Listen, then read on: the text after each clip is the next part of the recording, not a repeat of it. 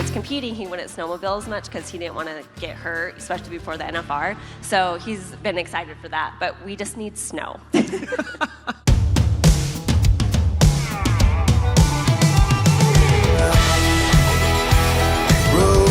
Rodeo time.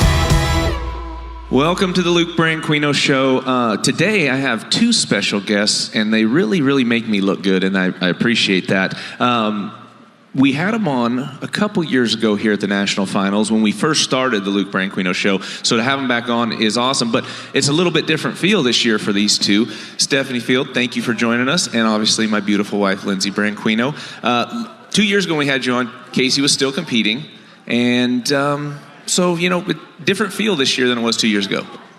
Yeah, it's crazy. It's a lot more laid back. I can't decide if I like this one more or, I don't know. It's been super fun, but it's definitely a different feel. Well, and we talked earlier, life of a retired cowboy, the wife of a retired cowboy, how things have changed so much for you guys. And I know because I've talked to Kaycee, that competitive fire, it's hard to, I don't think we'll ever snuff it out. Sorry, I missed the end of that. What did you say? That competitive fire, I don't think we'll ever snuff that out. So having to, I guess, deal with that. But as a wife, do you see him trying to fill that void? Oh, yeah. But he's such an adrenaline junkie. He loves the snowmobile. And so when he was competing, he wouldn't snowmobile as much because he didn't want to get hurt, especially before the NFR. So he's been excited for that. But we just need snow. Well, and you've got to experience life of a retired cowboy. And, there's a lot of things that people don't understand that we go through. And I really wasn't speaking out about it. I held everything in tight, but you got to see it firsthand. I just think it's such a big adjustment because rodeoing's not just what you do or an occupation, it's really your lifestyle. It's kind of all consuming. So when you step away from that, you have to re-enter life in a totally different way than you've known, you started rodeoing when you were 18 or 19. So that's your entire adult life, and kind of figure out how to move through life, who you are. And I would think that rodeoing for that long, you kind of tie your identity to it. So you have to figure out who you are outside of that.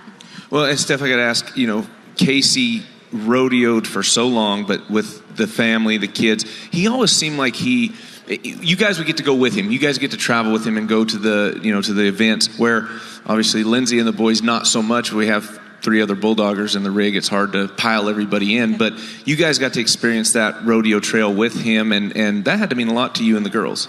Oh, it was the best time of our lives. So when Chamberlain was a baby, we had the bus and we went everywhere with him. And I told him if we would ever do it again, I wish that we would have never sold the bus and we would have just did that his whole entire career. Because the first baby, you feel like you need everything, right? You need all the bells and whistles. So we had the bus, and then we ended up selling it. And then by the time we had Huxon and Remy, we just had the camper, on the back of your truck. So we all would cram in there. Only one person can get up at a time. And I'm like, why did we get rid of that bus? There's 5 of us now, and before there was 3, and we had the bus. So I definitely wish that we would have kept that bus because that was the best memories that we had. Well, I know for you guys that was pretty special, but the kids still got to hang around your guys' friends and Kaycee's friends and learn the rodeo lingo, which, brings me to this. The boys would come with me. I couldn't take all of them at one time, but I'd take Cade with me and then Jameson, and sometimes I would take all of them. But the Bulldoggers, they would teach the boys some pretty good words, some choice words, and they'd come home and they're like, Mom, and start saying these words, and then she'd get mad at me. Hey, I had nothing to do with that, okay? Isn't that a good experience for the boys to learn from other people? It really expanded the vocabulary, yeah, for sure. There was some colorful words. But these words, they learn life lessons out there with me, okay? So we got to anyway, I'm going to skip all the life lessons that these kids learned from my Bulldogger friends. I want to switch gears into NFR Fashion. Come on, let's go. What do you guys, you guys walk around here and you get to take pictures with Tiffany Cooper. She does the fashion. What is that called? The fashion? Fashion Posse. Fashion Posse. And you guys are always 2 of the most beautiful women on there. So, NFR Fashion is huge. You guys girls plan and prep for this. Packing it's got to be a bear for you, though. You do bring a lot. It's a lot of days to pack for when you're away from home. And I think I mean, Stephanie can probably attest to this, because when did Kaycee start rodeoing? I think his first year that he made to the NFR was 2009. And then, my first NFR was, I think, 2010. But we're lucky because we get to drive. So, I mean, I can't imagine if we flew. We pack in totes. Like, that's how we do it. So I can't imagine flying and having to like really consolidate all of your clothes and shoes, and because the more the merrier for me. Right, and so don't you think over like the last decade and a half, it's changed so much, like the focus on fashion? Extreme. It's gotten extreme. But I think because of Fashion Posse, because before, it was just kind of go to the rodeo, but with social media, it's like a whole new monster. But it's so fun to see everyone's, what they can bring to the rodeo and their different styles and how they bring Western or, whatever. It's been fun to see. Well, and we've talked about that, seeing the pictures from the back number ceremony, how it felt like when I went, even the athletes are dressing up on Bulldoggers. I don't ever remember anybody wearing a tie and a coat, sports coat or anything. We'd have our sponsor shirts on. We'd go get our back number, get our bags and all the goodies that they give us. But now it really is kind of a fashion show from the families to the kids to the contestants. That's what I miss. I miss being able to all year kind of shop for Vegas.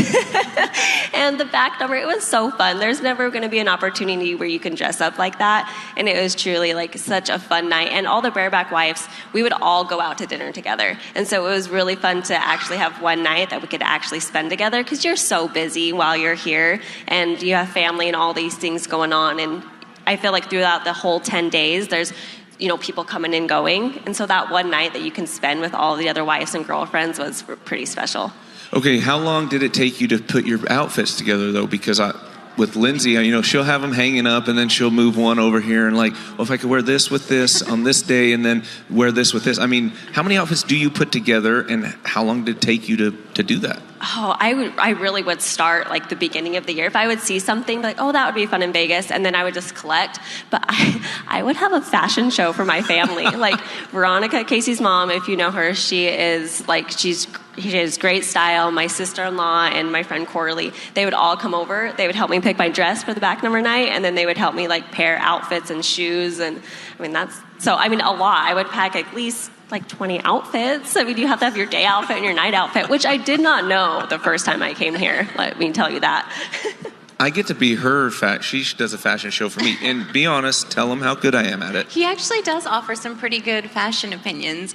Back to what Stephanie was saying, though, I think, and I can't speak for anybody other than a rodeo wife, but I think part of it, too, is that you spend all year long kind of at home or on the road living a sort of unglamorous life where you're working really hard. Yeah. Taking care of the kids, taking care of the house, everything. And it's something to look forward to, because we're so proud of you guys and what you've accomplished. And it gives you you're going to get to go out. You've been wearing sweatpants for 9 months. Maybe you brush your hair every other day. But it gives you something to look forward to. And you get to go out there, and we get to support you guys and see you, do your thing. And it's just a really fun way to kind of, put the exclamation mark on the year. Yeah, for sure. It kind of just it's a celebration that you get to enjoy and see all of your friends and, cheer on everyone.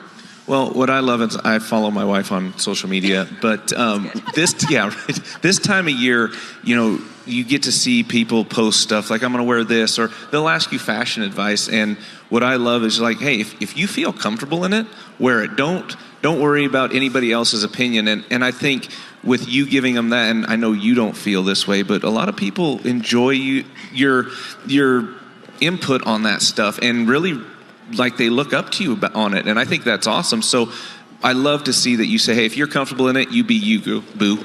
I actually love that you said that, because a friend of mine was sending me some pictures, and I was oh, that one, I love that outfit. And she's oh, but I don't feel comfortable in that one. I was oh, well, then don't wear it. Then you're going to feel uncomfortable. Even if somebody else doesn't love it as much, but you feel comfortable, confidence wears better than anything. Yeah. And like you were saying, I think the point that I always want to stress is now, like Stephanie was saying, with social media, and I think it can create a feeling of pressure for people. And they think, I have to have this and that. And I mean, for some people, fashion is just not their thing. It's not important. And that's the part about rodeo that I love, and I always want people to understand, is that you can show up in the boots that you worked cows in last week and the same jeans you work in. And the carpenter jeans.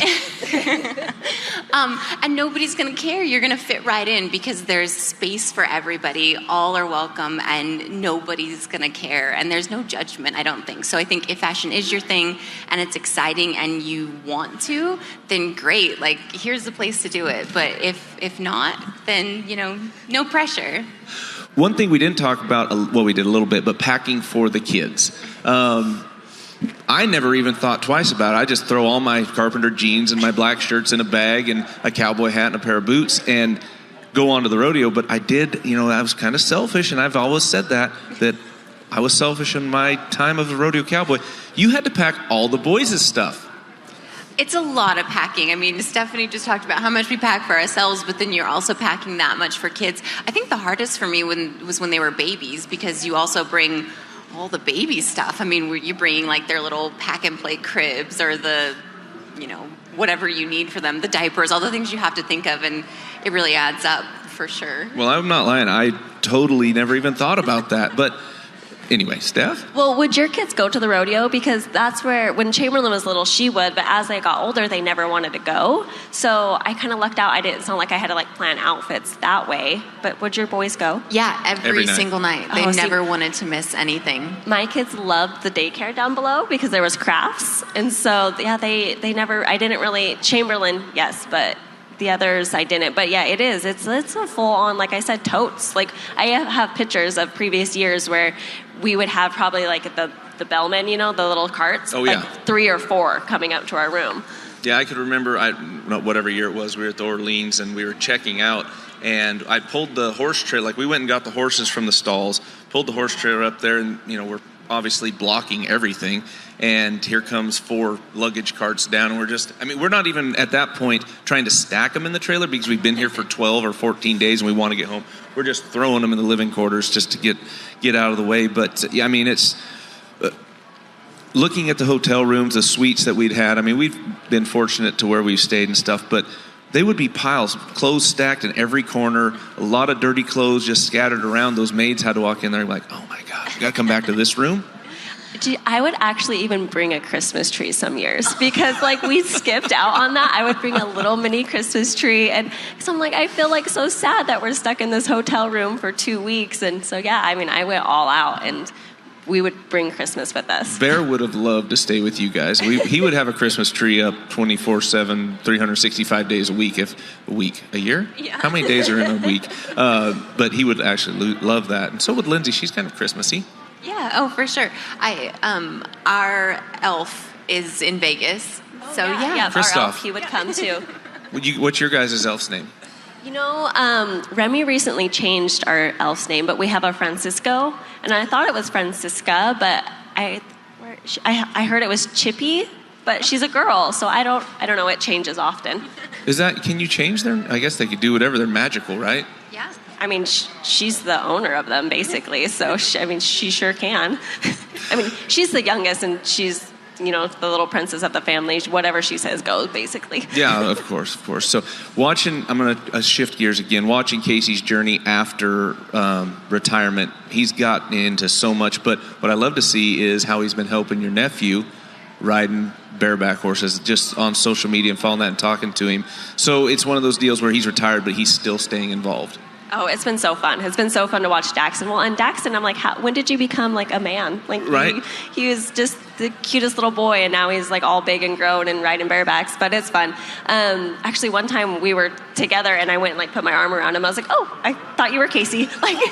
It's kind of funny, and to watch him ride, how he really does mimic Kaycee so much. So it's been really fun to see that whole new step of our lives and watch him, follow Kaycee in his footsteps, because he's doing a really good job. Well, and I think we're experiencing that with our oldest now, Cade. When I retired, I didn't think we'd ever have a steer wrestler, and just kind of watch him grow up, I didn't think we would. He loves baseball. He loved roping, but to see him now steer wrestling, I think that's more nerve-wracking than me backing in the box in the 10th go-around for a world championship, and I think you have to feel the same way. Oh, yeah, for sure. I was trying to tell Stephanie last night that I would get nervous watching you, of course, but I get nervous watching him for an entirely different reason. You know, because I just want him to be happy. Like, I don't care if he wins or loses or misses his steer or whatever, but I never want him to feel disappointed in himself or let down or frustrated. So it comes with an entirely different set of emotions being the mother of a steer wrestler. My favorite experience so far, though, was watching how nervous you got hazing for him at the high school state finals, because Luke, like you said, I watched him here, and he'd be riding in the box, you know, has to throw a steer for a world title, and doesn't look nervous at all, still cool as a cucumber. And that day that he was going to have to haze in the short round for Cade at state, he was a basket case. I was dry heaving. Yeah, I can't even explain it, but yeah, I was sitting there dry heaving thinking, this is going to be the hardest haze I've ever had to do in my life. I can't even imagine, because the first time Hux rode a sheep, I was more nervous. I had the butterflies, and I was like, Kaycee rode. I was like, hey, yeah, like, get out of the way.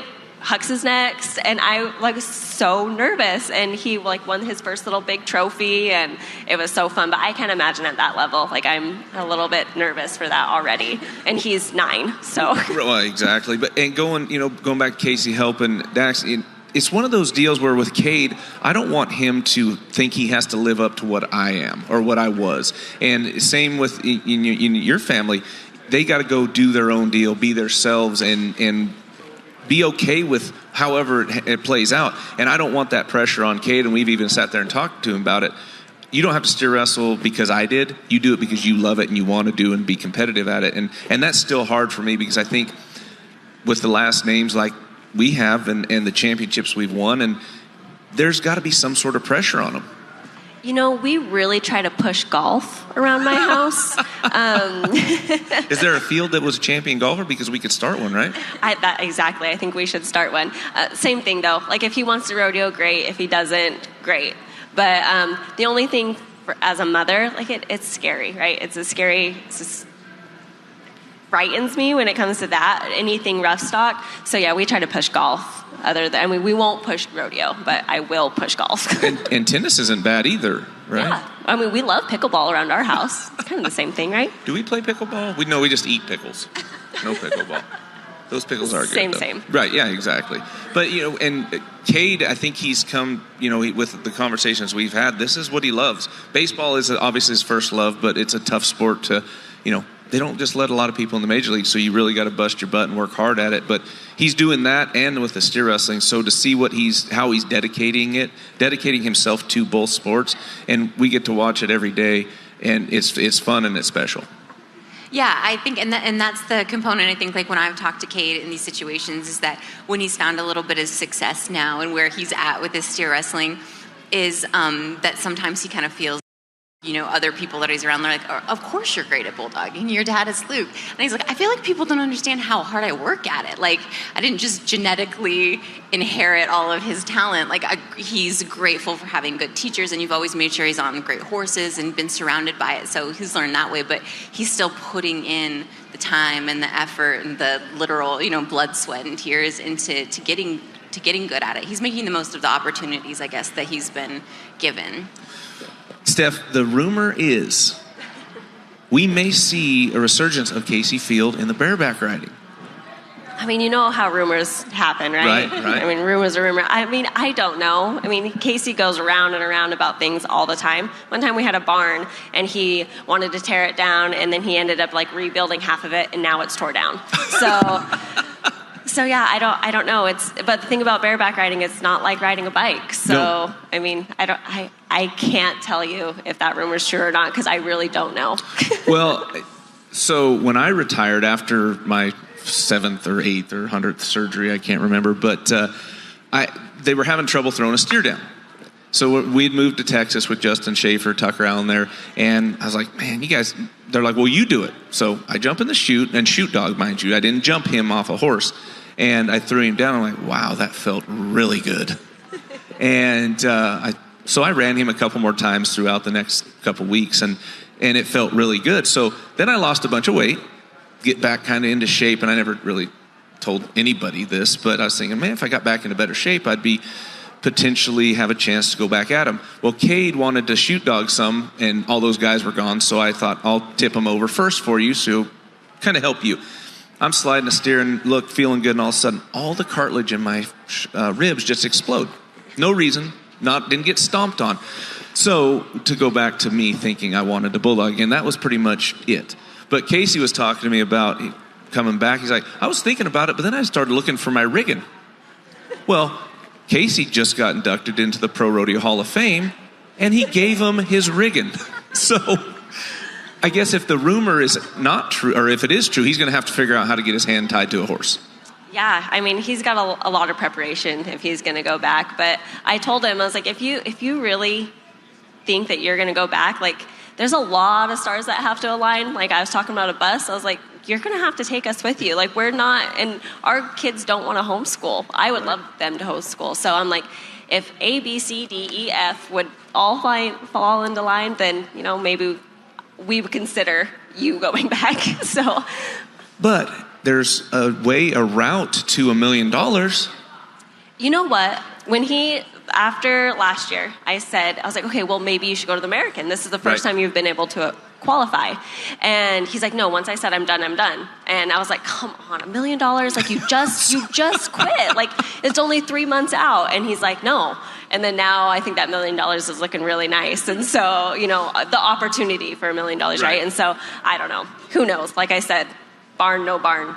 Right. But like you said, it's not just getting back into shape. I mean, I feel like I'm in as good of shape as I've ever been, but getting back into competitive steer wrestling shape is way different, and even more so in the bareback riding, because you take such a toll on you put your body through like a car wreck every time you nod your head. So I'm kind of excited to see where it goes, because I'd love nothing more than to see my friend Kaycee Feild win $1 million coming back from retirement.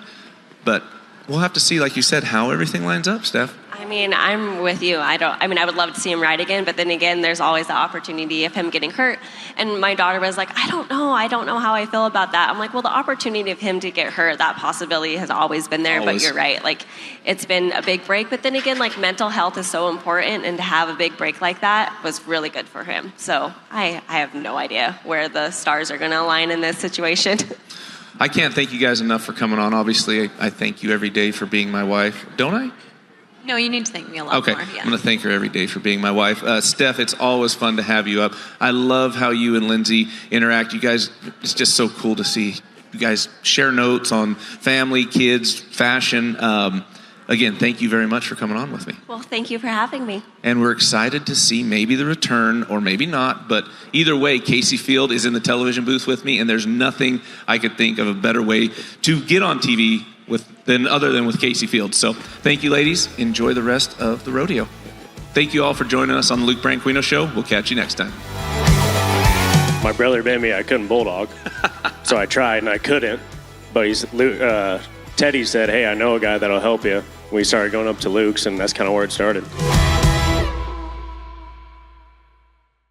Hey, you want to see more in-depth details on the Luke Branquinho Show? Make sure you like and subscribe.